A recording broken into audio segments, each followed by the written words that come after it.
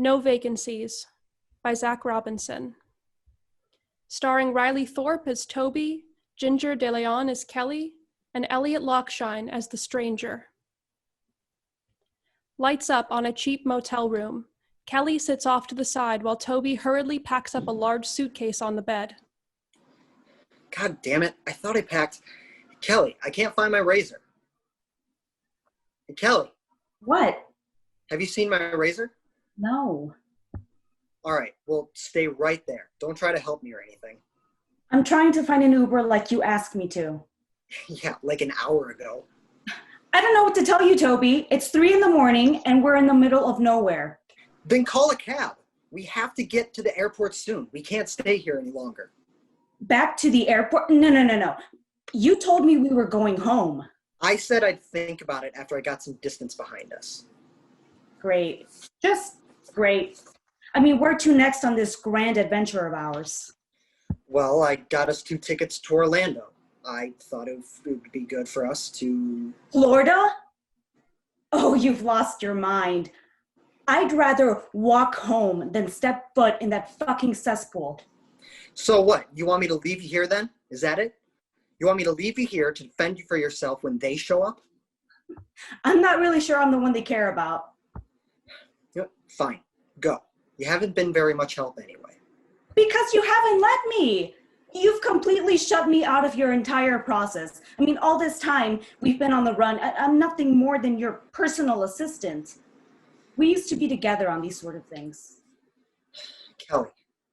But one bad pitch and... Hey, I have to fix this mess by myself. It's the only way. Then why am I here? A loud knock is heard at the door. Fuck. Is that...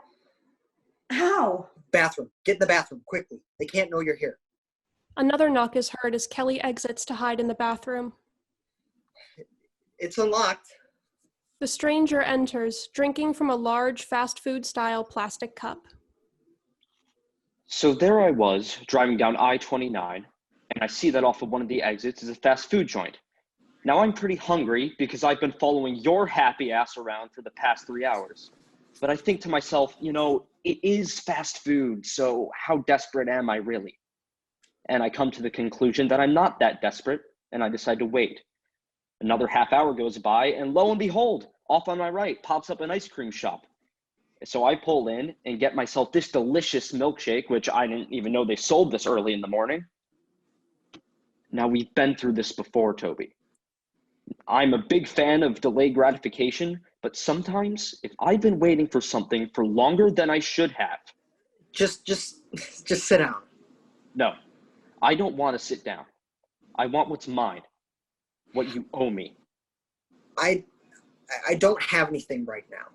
Oh, sure, I get it. You're blocked. You have been for quite some time, and I've waited, see? I've been as patient as I could, waiting for you to feel inspired, to be fulfilled. But I'm sick and tired of waiting, so we're gonna have to find another way. I got a lot on my plate, okay? Oh, bullshit. What do you do in a day, huh? What's a morning routine for someone of your pedigree? You wake up, pour yourself a fresh cup of coffee, go for a run, take the kids to school, maybe head into the office? No. You stumble out of bed at 3 p.m. to go tug one out before going back to sleep. I mean, do you even try to be a writer? Listen. No, you're going to tell me that you're waiting until the time is right, or that the story needs to be perfect first before you start writing. Maybe the characters haven't developed properly. Is that it? Now, how many times have I heard that? You're not being fair. Why don't you just leave me alone and let me figure it out by myself, all right?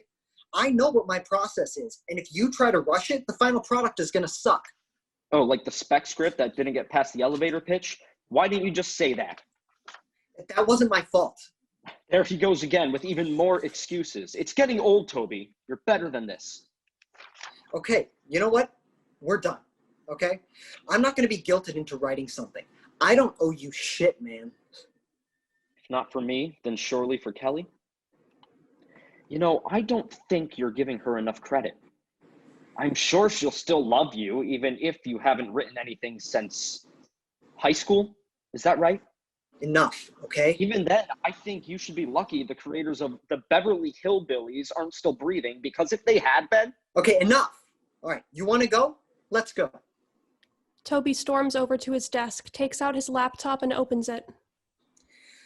Okay, so you know that idea I had a little while ago about the brother and sister going to their father's apartment after his death? A little while ago, all right? Well, what if they never knew him? What if he was a drunk? What does that have to do with the story?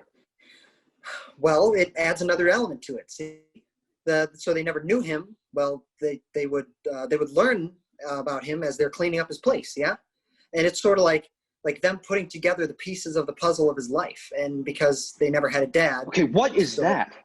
Did you get a job at the Hallmark Channel that I didn't know about? What the hell is this called? Family Above All Else or some shit? Yeah, no, you're right. You're right. Okay, how about this?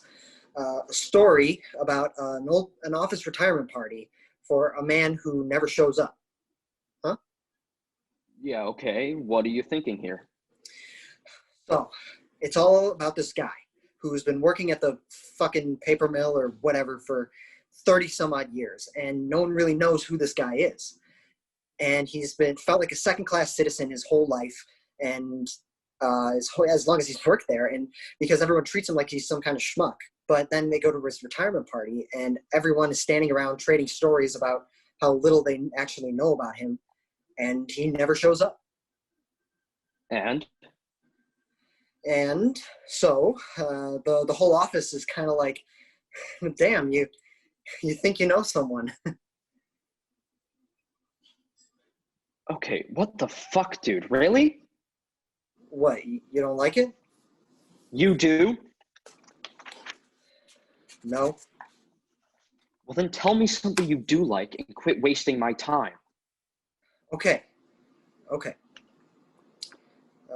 How about this? A story at the end of the space program, in Cape Canaveral, how once they shut it all down, a bunch of businesses closed, right? Right. You're kidding me, that's it? Well, it's still in the early process. You've got nothing. I've been in your fucking rearview mirror this entire time, and you've come up with nothing. Well, you didn't like my first two ideas, so... You barely like them. How am I going to like them if you can't get the least bit hard for your own fucking ideas? Because you should have let me alone like I told you. I know what I'm capable of, and I can't get there if you're badgering me the entire time. And what are you capable of? Huh, Toby? No one out there is going to hire you based on what you want to do. You have to have something to point at, something to be proud of, and you've got nothing. You've got no voice, no point of view, no drive, no nothing. The only thing you have is Kelly and a one-way ticket to Florida. That is not true. Then prove it.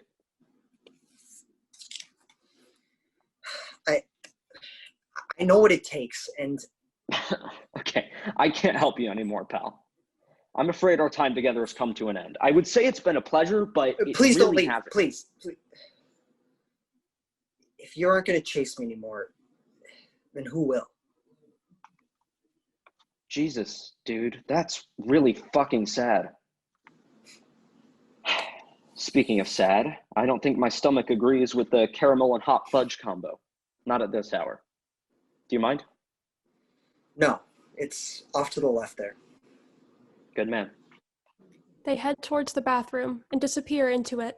A moment goes by, and they slowly retreat backwards into the room with their hands raised high. Kelly enters, threatening them with a razor blade. Easy, easy. Kelly, what are you doing?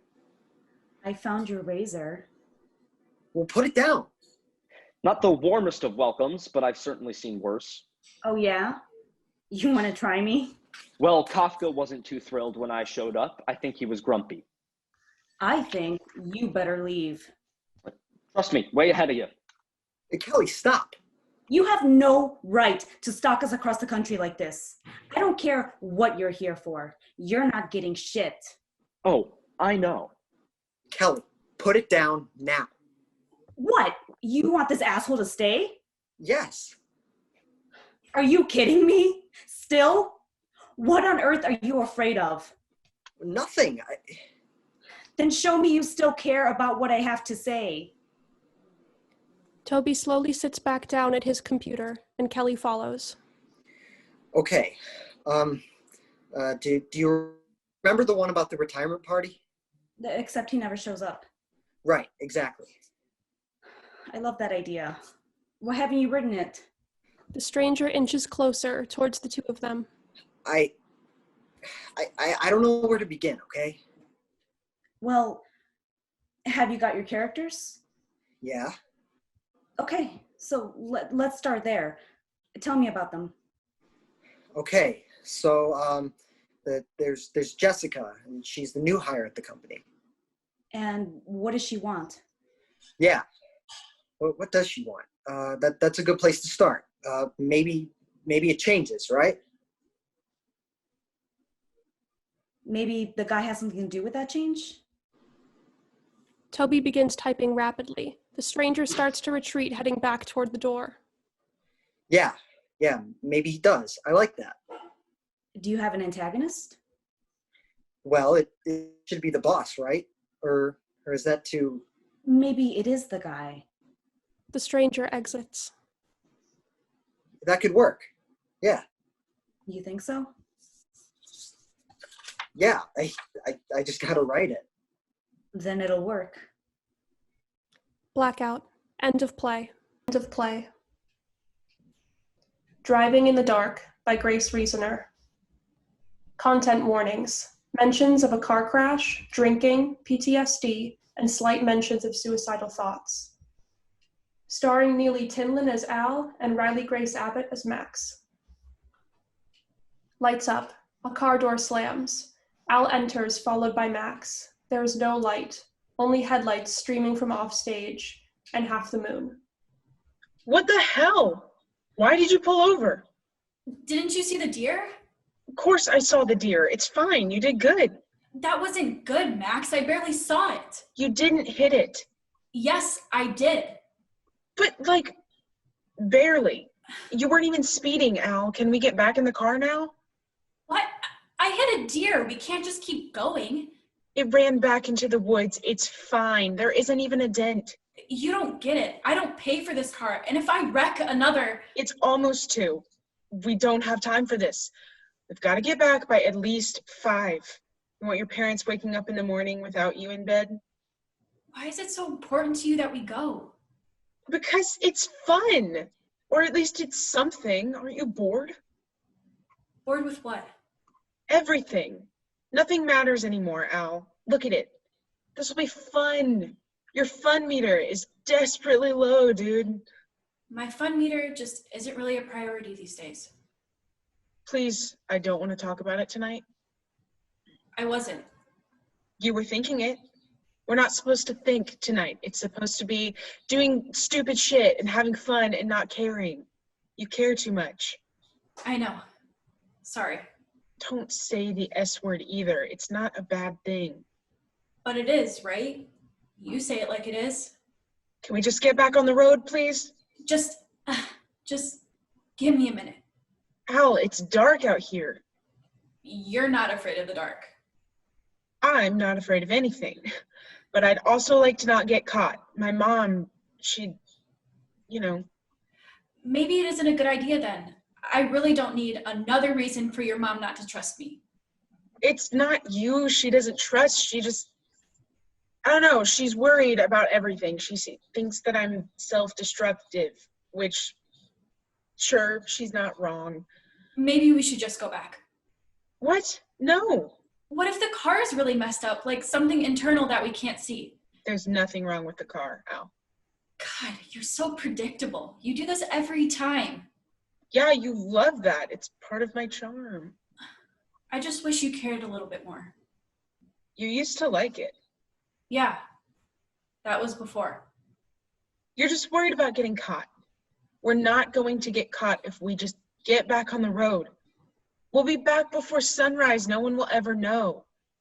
If your dad notices something about the car, we'll play it dumb. He believed it about that stain in the carpet last time. It's fine. I don't know if I want to drive the rest of the way. Are you kidding? Why did you even come if you're gonna bail? You asked me to. I just needed a ride. I could have asked anyone. Okay. What do you want me to say to that? I'm just saying you didn't have to come if you didn't want to. I'm used to you being like this, but I thought after all these months of you avoiding me and being so tense and flighty that maybe you'd have some fun. What does that even mean? You're nervous about everything. Yeah, that's supposed to be part of my charm, right? Yeah, it used to be, but isn't it exhausting being afraid all the time? It's the least interesting thing you could be. I'm not trying to be interesting. I'm not trying to be anything at all. I know you don't like it when I break the rules. I can feel I can't tell if it's judgment or if it's just you being scared of something getting traced back to you, but I would never put it all on you. You know that. You run on apathy, and I don't know how to do that. You get yourself in trouble, and I'm always dragged into it, and I hate watching. I don't know how to be a part of it anymore. And I'm not judging you, and I'm not afraid all the... You're right, though.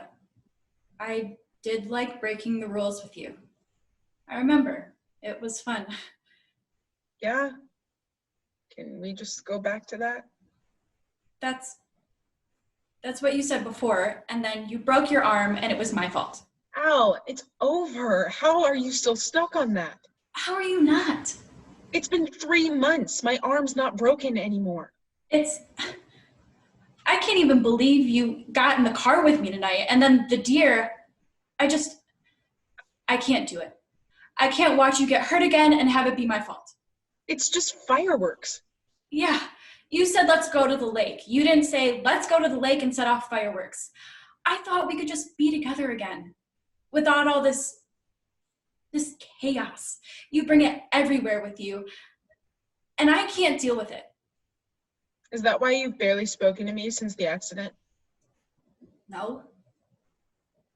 I didn't know what to say. That's bullshit. I don't know. I felt like I couldn't talk to you.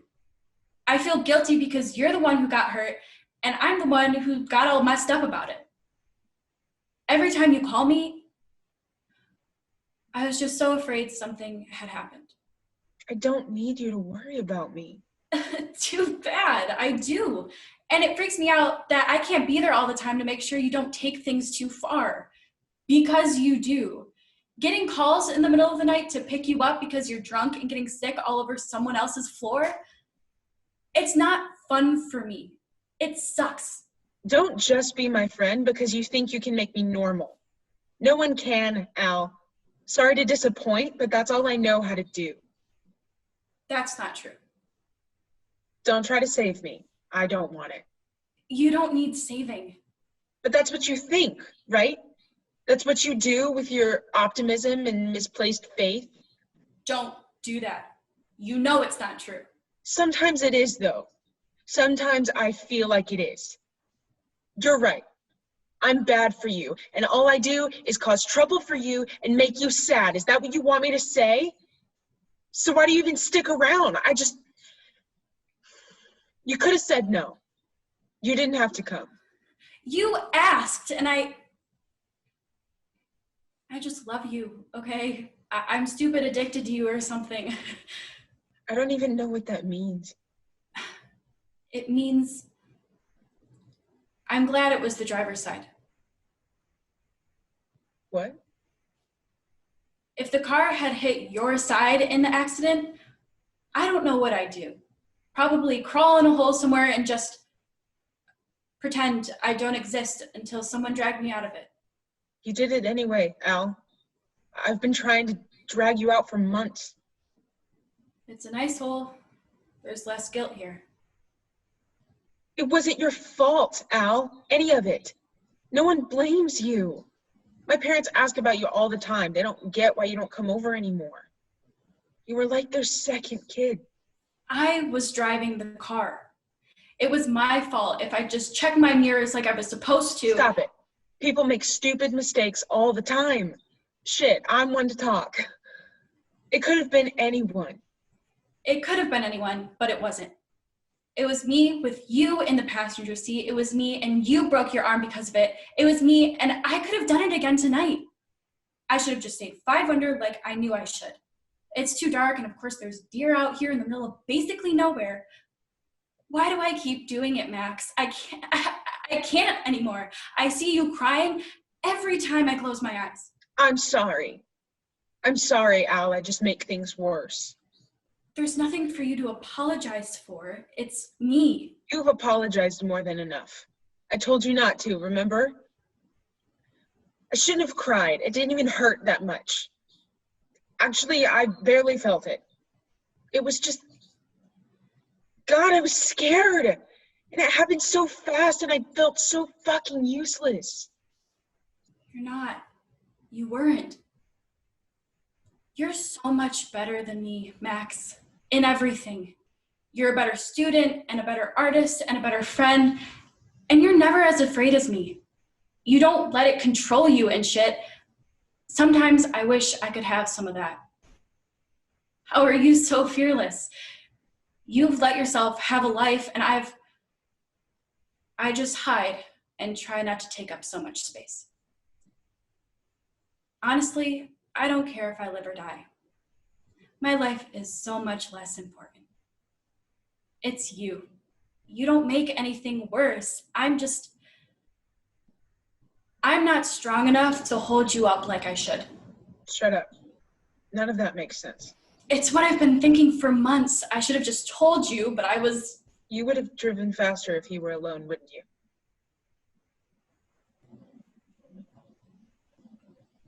Probably. You would have hit that deer. Yeah, I guess so.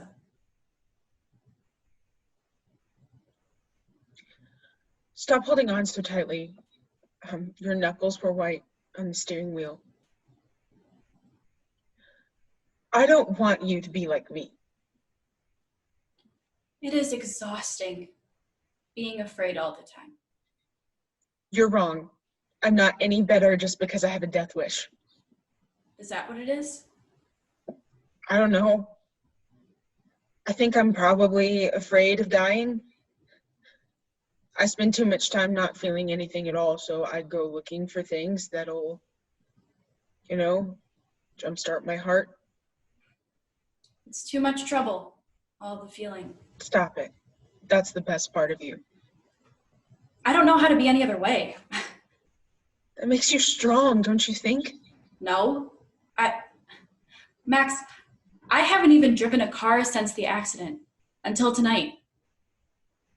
I didn't know. Why did you come? I didn't want you to think I was messed up. And it's stupid because I didn't even really get hurt, just bruises and stuff. It still freaks me out. Sitting in a car scares me even if I'm in the passenger seat. All I can see is broken glass and the car's honking at us in the intersection. But tonight, when you called, you're right. I was bored and tired and I thought I could do it for you. At least I wanted to try. I'm sorry I called. No, don't say that like you don't need me. I'll always need you. You're the only person in the world that I care about, Al. You're the only person I know I don't hate. Me too, I think. You, not me. Good. Good to know.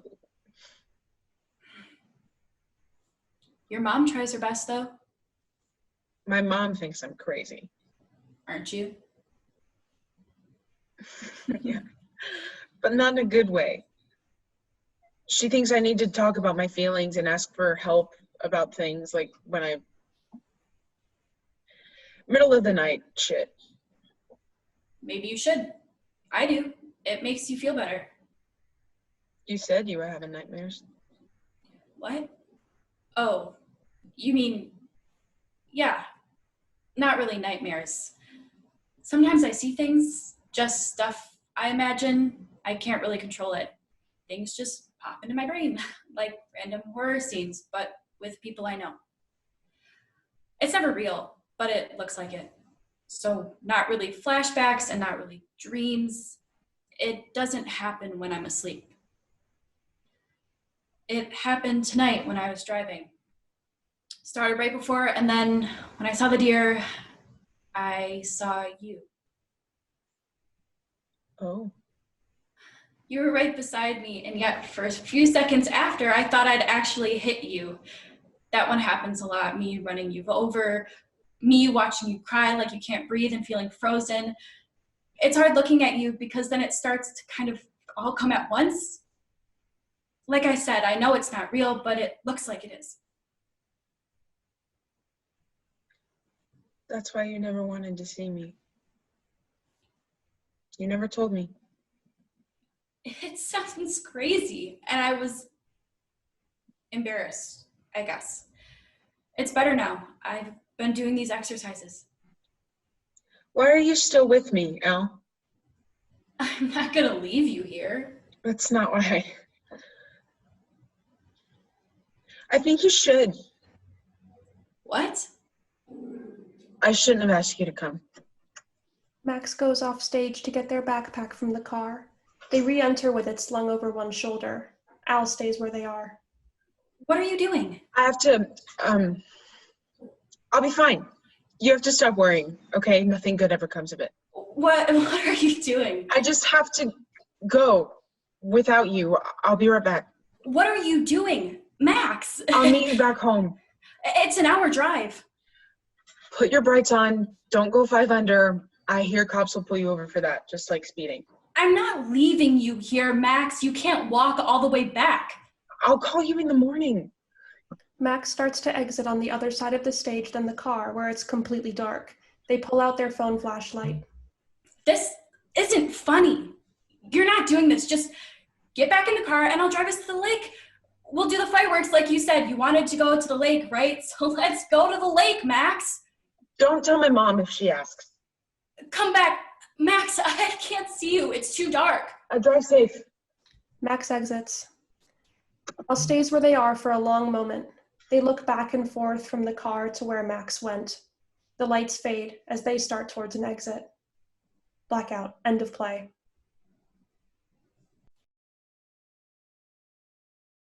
Six Degrees of Separation by Penelope Wilder. Starring Jules Watson as Wyatt, Chella Marzalek as Maggie, and Samantha Griffin as Adam. Maggie sits at an empty table in a nondescript room. She looks back and forth between the wall and the clock. She's expecting someone. She taps on the table for a few moments, impatient. A knock at the door. She gets up hastily, catches herself, and moves at a slower pace to answer the door. She opens it to reveal Wyatt with an empty bag in tow. Huh. You're actually here? Yup, I'm actually here. Gonna let me in? Hold on a second. I have some ground rules. I have to go to this meeting in an hour. So you have 20 minutes to get a sunshine. We can debate over shared stuff later. You don't just wander around so you could spend more time here. In and out. Don't be weird about it. I don't think I'll be the one who has to worry about that. I'm not being weird about it. I won't be weird about it if you aren't. Okay. Adam's coming to help, by the way. What the hell? Why? This is supposed to be quick. Yeah, and it'll be quicker with an extra set of hands. Adam is not going to be any help. He's going to come in here and go, ooh, shiny, and slow down the process by half an hour. I don't want him here. Okay. Well, too bad, because he's already on the way. Tell him to go home. No. Ugh, Wyatt. What now? Is it suddenly physically painful for you to be in the same room as me? Look, I'll keep my distance. It'll be like 30 minutes, tops. Whatever. Just don't make a mess. Aye, aye, Captain. Wyatt disappears down a hallway out of sight. The doorbell rings. Maggie, Mag Dog, Madagascar, what's poppin'? Hi. Adam, Wyatt's in the back. How are you holding up? I really don't want to talk about this. Hey, I'm just trying to check in. You're my friend too. Friend is a strong word. You're allowed to be sad, dude. Breakups suck. It feels like the world is just spinning way too fast and you have to hang on or be thrown off. I get it. Would you just go help Wyatt? I know you're acting all freaky because you're afraid to be in the same room as him, but I just want to tell you, you have nothing to be afraid of. You guys are both so goddamn chill, so it won't even be an issue. Easiest breakup ever. Okay, first of all, Adam, just because you took one intro to psychology class at community college doesn't mean you get to psychoanalyze me. You don't know me. You can possibly know what I'm going through because you just go through your day by drifting in and out of consciousness, and you wouldn't be aware of the concept of a social cue if it hit you in the face. So let me spell it out for you. Read the room. I don't want either of you here. Damn, dude. I'm just trying to help. Maggie, Adam's been here for what, 5 minutes? And you're already blowing him up. So, are you serious? I told you I don't want him here. Wyatt, it's cool. I can just go. No, hold on. Don't leave until she apologizes to you. What are you? My mother? I said I didn't want him here, and you told me that you don't care. This is what you do, Wyatt. You steamroll me because you can't stand to even slightly be inconvenienced. I don't understand why you can't just do one simple task by yourself. Get a grip. I'm sorry. I didn't realize that I had to teach basic respect to a fully grown woman. But since I am, here's something. When you're in the wrong, you apologize to someone. It's perfectly reasonable to ask a friend to help you move your stuff, especially when your ex-girlfriend is actively hostile towards you for no reason. I'm still not understanding why you need an extra set of hands to move 2 tubs worth of belongings. Your arms could use the workout. Oh, you're aiming at my physical appearance now, real mature. You're the one who's immature. Hey guys, this isn't helping. I think we should all take a deep breath and slow down. Let's mellow out for a sec, yeah? Shut the hell up, Adam. That's not very mellow. He's right. Yelling isn't going to solve anything. You think you're so high and mighty, don't you, Mr. I'm so calm about everything all the time. Oh, look at me. I go to therapy. Screw you. Would it kill you to be non-confrontational for 6 seconds? Guys, breathing exercises. Not now, Adam. I actually think now is great. Maggie, I didn't come here to fight with you. Let's just get this over with and be out of each other's hair.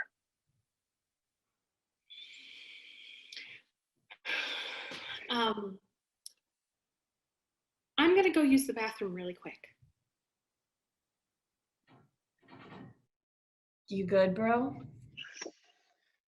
I was afraid it would be like this. I really don't want to fight or get upset with her, but she's so on edge all the time. It freaks me out. It makes me say stuff that I don't mean.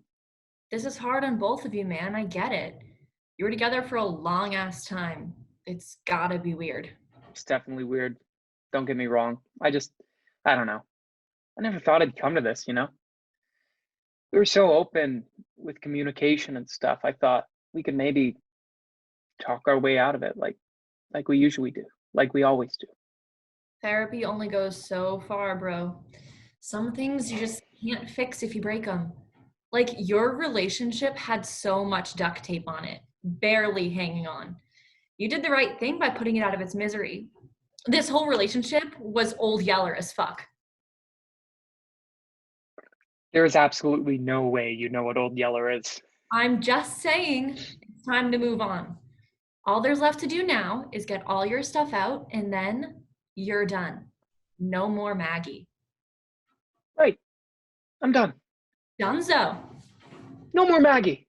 Absolutely no more Maggie. I can do this. You got this, bro. I'm right here if you need me. No way. There's no way you two just stood here doing nothing the whole time I was in the bathroom. I have to go soon, and I'm not leaving you two here on your own. We'll be fine. I used to live here too, you know. Just hurry up.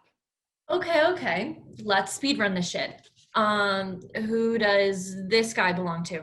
It's mine. Adam holds up a stuffed bird. Wyatt, Maggie?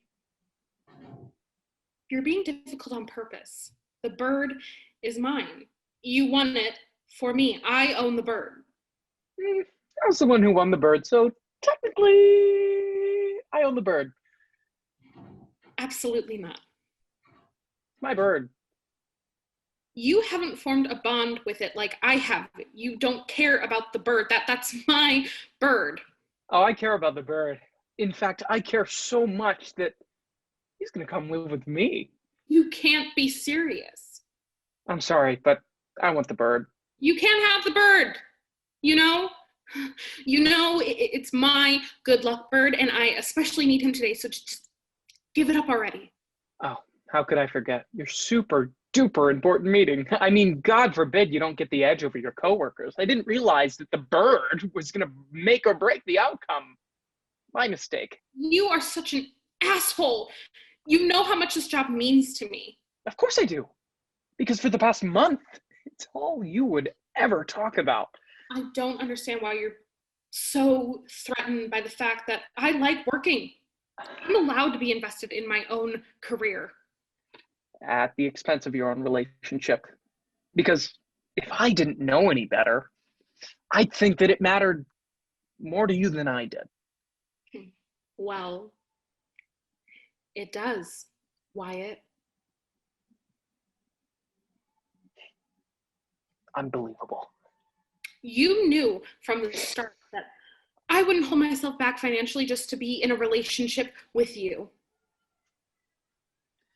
Did you know that it is proper etiquette to actually sit down and break up with someone to their face instead of leaving out apartment brochures on the kitchen table? Or am I missing something? You must have missed that day in therapy where they teach you how to micromanage your relationship. I can't believe that you're pissed at me for this relationship failing when it's your fault. Are you yelling at me right now? Yes, Maggie. I am yelling at you right now. So you better shut the fuck up and listen to me for once.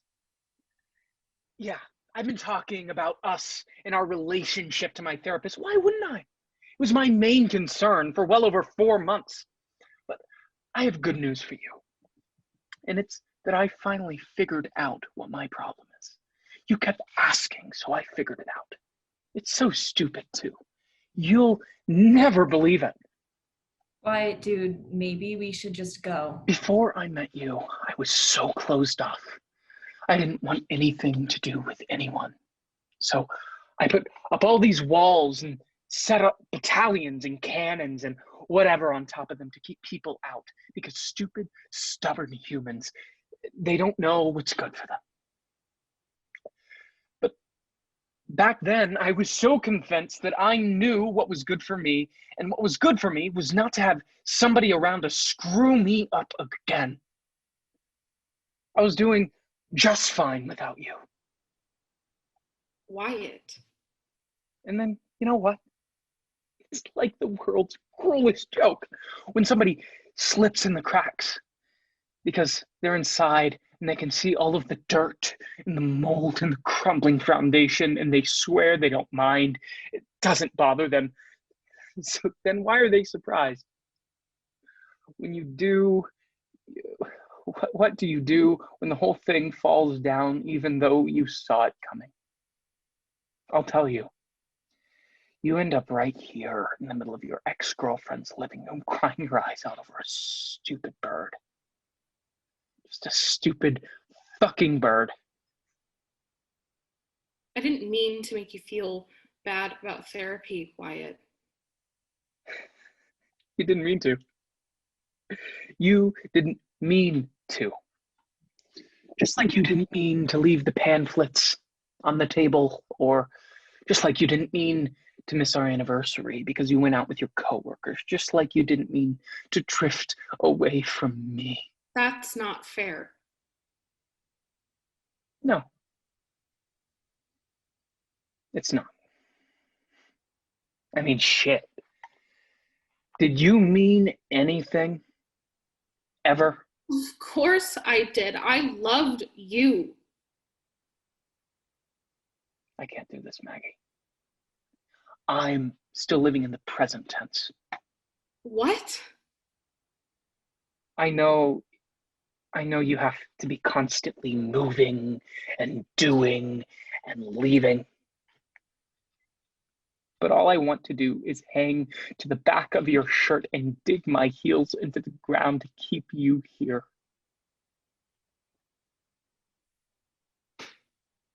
I have to go.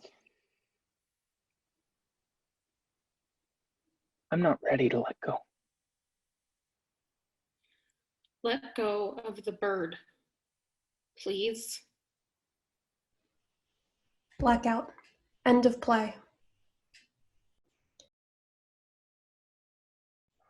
Madres e Hijas by Daphne Escalante.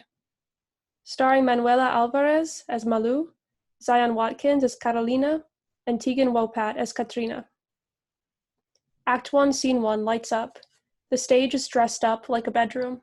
Colorful Christmas lights line top edges of the walls.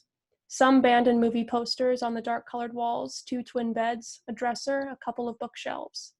The room is lived in, not clean, but not a total mess. Malu walks in wearing a pair of dress pants, a purple turtleneck, and an apron over her clothes, carrying a pile of folded clothes. She sets them on Carolina's bed. She fixes the sheets on the disheveled bed. Then she reaches for something under the top left of the mattress. She looks around. Carolina enters the room wearing a pair of black skinny jeans and a 21 Pilots hoodie. Her headphones in her ears, looking down at her cell phone. She looks up.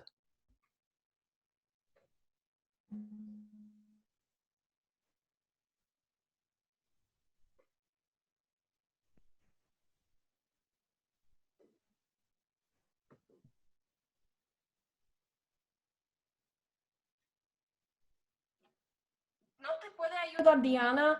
I helped make all the frickin' tamales yesterday. Sorry, Zion, I think you froze for a second, so we didn't get your first line. Oh, darn. Oh, no. Oh, no, boy. you're all good. I'm so glad this happened now and not, 5 pages in. We love that for us. Yeah, you're all good. I can just edit it out. So I'll just give you like a 5, 4, 3, 2, 1, and then you'll say your line. And I'll just, keep a mark to edit that out. You're all good. All right. 5, 4, 3, 2, 1. What are you doing? Mi amor, I didn't hear you. You should clean up here, mija. Your tía and your primas are about to get here from the airport. Y ya vístete. Put on the Christmas sweater, then come help me in the kitchen. No te puede ayudar, Diana. I helped make all the freaking tamales yesterday. Who wanted to host Christmas this year? Tú, ¿verdad? Buena actitud, mi amor. Ugh. Katrina enters. They are wearing typical Day of the Dead regalia. Their face is painted to look like a typical skull for Dia de los Muertos, and they walk with a thin cane. Carolina and Malu acknowledge Katrina. Malu exits. Carolina opens her dresser drawer. She reaches far back into the lowest drawer. She pulls out a red sweater with a Christmas tree on the front with little fluffy balls for ornaments. She unzips her hoodie, revealing a black tank top and her arms. Her left wrist is wrapped with white gauze. Blood is seeping through it. Shocked, Carolina reaches into the back of her top drawer. She pulls out fresh gauze. She starts to quickly but carefully unwrap the gauze. Malu enters abruptly. Get out! You're bleeding! Get out! Volteate. Idiota. Malu reaches for Carolina. No me toques! ¿Qué te hiciste? Corta. ¿Por qué? Mía. Carolina starts rewrapping her wrist. She reaches for her hoodie and puts it back on. She sits on her bed with her knees to her chest. I'm taking you to the hospital. I'm not going anywhere! Katrina slams their cane on the ground. She already took so much from you. Don't let her take this away too. She wants to take the last bit of control that you have left. Are you gonna let that happen? Don't be weak. I'm not weak. You could have fooled me. How could you let her catch you slipping, idiot? I didn't hear her. She barged in on me. Do you think I wanted her to see me like this? Have you forgotten what you promised me? I won't be happy if you forget about our little promise. Let me jog your memory. You were kneeling beside your bed with your little hands together, praying to keep your poppy alive. And I promised to do just that. A soul for a soul. I know what I promised. I'll keep my word. I don't know if I believe you. You have until that doorbell rings. Don't disappoint me. She reads it, you know. What are you talking about? The journal. My journal? Ask her if you don't believe me. You read my journal? I had to make sure. You took me away from Chicago, from my friends, my dreams. Wasn't that enough? Don't you have enough? Lower your voice. Tu papá y tus hermanos te van a escuchar. I don't care if they hear me. What happened to the little girl who used to be fearless? You weren't afraid of anything. You would ask me to come watch you climb the pine trees outside the house to the very top. You learned how to walk at 9 months. You didn't let anything stop you. Even if you fell, you would get up and try again. Not cry, not make a pouty face, nothing. You would get up. And I need you to be fearless again and give this new life a chance. I thought I could trust you. You can, mi amor. Let me help you. Malu approaches Carolina again. Don't you think you helped enough? Carolina, don't talk to me like that. How should I speak to you for you to understand me alone? That will never happen. I will not abandon you. I just need some time alone. I don't want the whole thing. I'm going to sit right here. I'm not going to let you out of my sight. You always have to breathe down my back like this. Don't you have food on the stove? Your papi can take care of it. You would do anything for Papi, right? Of course. I would do anything for this family. I know you would too.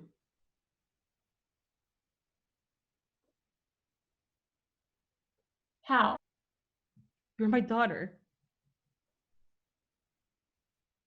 Even if it killed you? Even if it killed me. I wish I...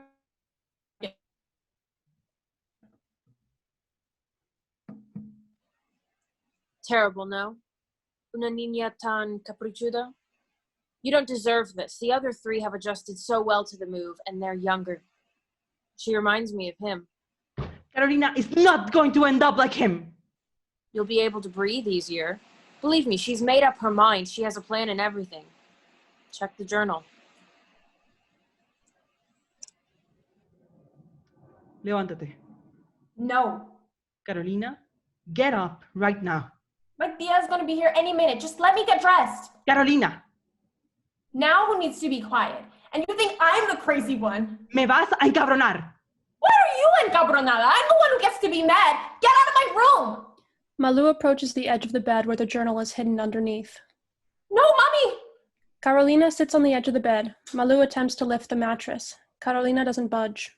Mommy, I promise I won't do it anymore, but please let me get dressed and clean all this up. Not going anywhere. You wanna know why I'm cutting my arms? It's because of you. Because I'm trapped in this stupid house, in this stupid pueblo, and I don't have anyone. Everyone got what they wanted except for me. I hate living here. I hate being alive. And I don't want to be here anymore. I want everything to go back to normal. I want Bobby to be healthy again. For us to go back to Illinois, to have dreams again, and not be miserable all of the time. Don't you want me to be happy? I'm not going to let you end up like my brother.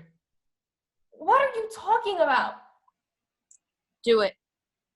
What is she talking about? Why does it matter? Get her out of here now. My Tio Alejandro, you've taken life from my family before? And I'll keep taking. Your mother made the same promise to me when she was your age. She didn't deliver, so I collected her brother's life. Let me say goodbye to her. Your time is up. Carolina starts to rip the posters from her walls. She takes her journal and rips the pages out. She rips and rips and rips. Let me say goodbye to her! Carolina continues the destruction of her room. She pulls books from their shelves. Carolina, please, calm down! I can't calm down! I need to say goodbye! Malu reaches Carolina and puts her hand on her back. Carolina jerks away from her. Malu steps back and slips on a book on the floor, loses her balance, and falls back, crashing down. Mommy, I'm sorry. Katrina walks up to the woman, observes them for a moment, and then exits. I'm sorry. I know, mi cielo. Carolina holds Malu in a tight embrace. Malu pulls away from Carolina and tucks her daughter's hair behind her ear, clearing her face.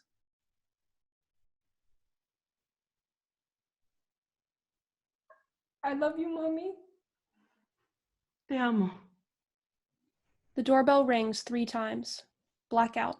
End of play. One Doggone Zoom Class by Moon Abbott, starring Elaine Brown, Zach Robinson, Soraya Kayamba, and Victoria Owen. A Zoom meeting opens. The host is Mrs. Olson, a lively 10th grade English teacher. A few students join the call, each with their cameras off and mics muted.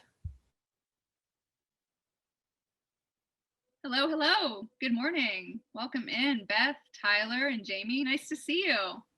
A couple more students join, cameras and mics also off. Georgia, hi. Good morning. Mohammed, hello. Welcome, welcome.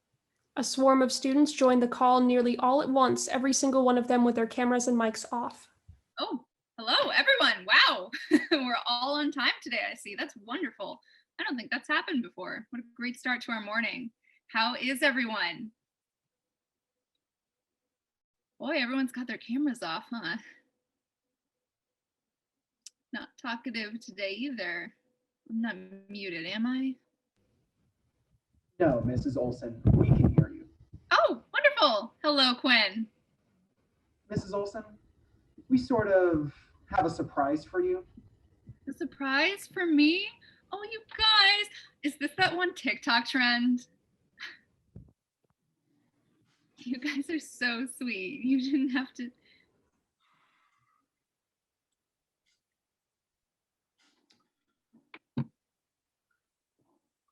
What?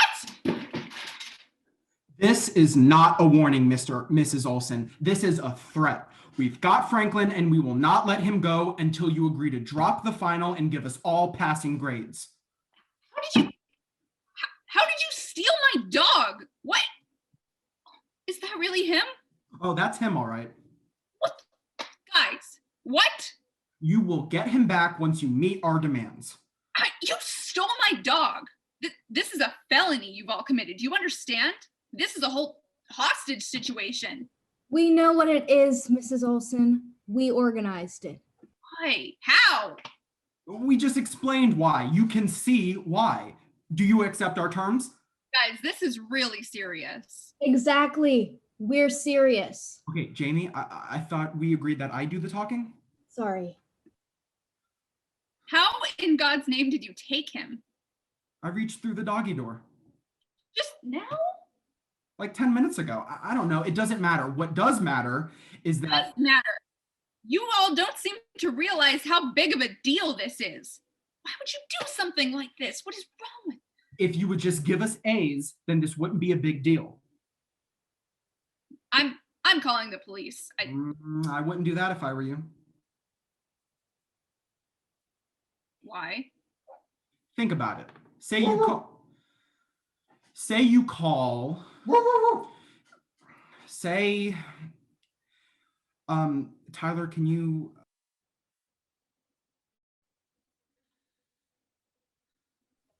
Hi. Okay, so say you call the police and we all get arrested and thrown in prison. Mm-hmm. What will you do when you have no students to teach? Would you rather pass all your students or be unemployed? You guys do realize I have 5 other classes, right? Just like you all do. You're telling me you planned an entire ransom scheme and that was your logic behind it? I know some of you are failing, but I didn't think you were dumb. Maybe if you didn't overwork us and grade us so harshly, we would have been in a better headspace to plan. You will not make me blame myself for my own dog's kidnapping. It's a shame you've all involved yourselves in this. You'll be labeled as criminals all your life now. You understand? This will ruin your lives. I thought you said this would work. Please, I can't go to jail. Mrs. Olson, we've got your pictures.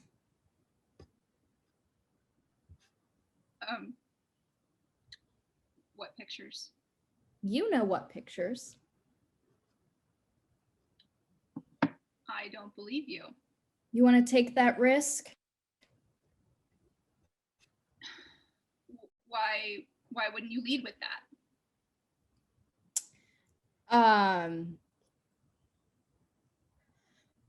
Because, well, we thought the dog would be enough. We figured this would be our backup plan, or maybe blackmail for another time. So you've all seen these pictures? Mm-hmm. Yes, we have, all of us. Yeah, pretty scandalous, if you ask me.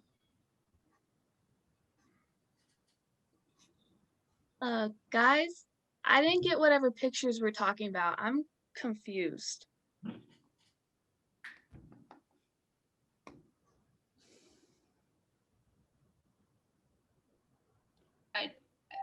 I don't know what to say. You haven't taken them to the police yet? We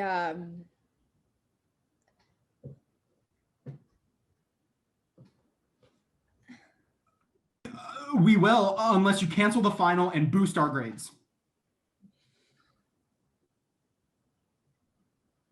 God, I got rid of every trace. Mrs. Olson? I'm sorry. I'm deeply sorry. I've changed. I'm not with that crowd anymore, okay? Never associate with anyone who asks you to try their special meatloaf. Don't fall down the same path I did, whatever you do. I'm sober now, I swear. It's been years. I'm even vegetarian now. I'll never do it again.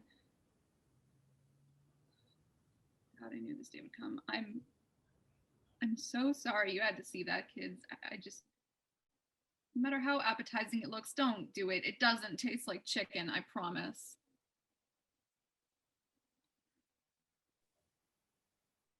What does it taste like?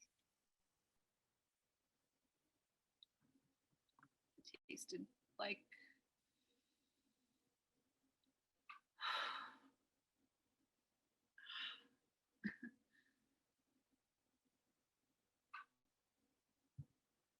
keep the dog, Quinn.